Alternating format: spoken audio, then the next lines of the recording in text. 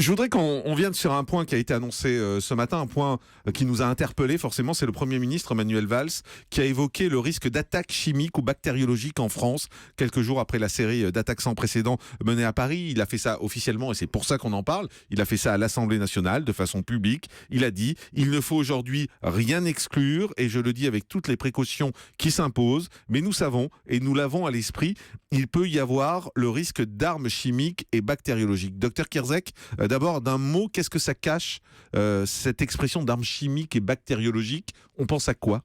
Alors là, on a vu sur les attentats, c'était des armes de guerre qui étaient utilisées avec des armes qu'on appelle conventionnelles.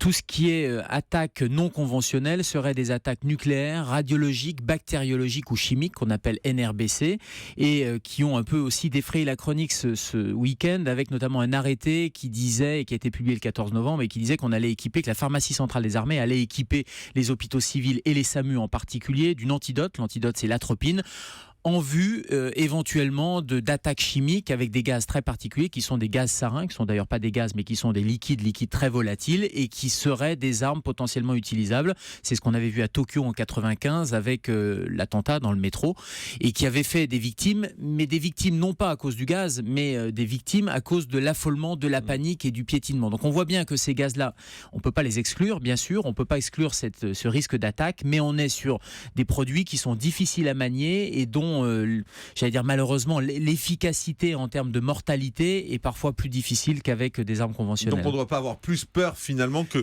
d'une attaque au gaz que d'une attaque à la Kalachnikov. On doit être préparé. S'il n'y a pas d'échelle dans l'horreur, bien évidemment, mais parce que le gaz, assez bizarrement, psychologiquement, ça fait beaucoup plus peur. Oui, ça fait peur. Le nom de bactériologique, de chimique fait peur. Ce stock qui est constitué depuis des années dans les hôpitaux, il va être renforcé, le conditionnement va être changé, mais globalement, c'est pas nouveau. On est entraîné. Les plans Piratox, les plans NRBC, justement pour parer cette menace-là, sont rodés dans les hôpitaux et aussi en préhospitalier. Il y a des équipes des sapeurs-pompiers de Paris et des sapeurs-pompiers en général qui sont équipés, qui sont dédiés à ce risque spécifique avec des chaînes de décontamination qui peuvent être montées, puisque le risque, c'est la contamination. Donc il faut immédiatement décontaminer, traiter et donner l'antidote. Professeur Denis Safran, vous êtes formé aussi à ça?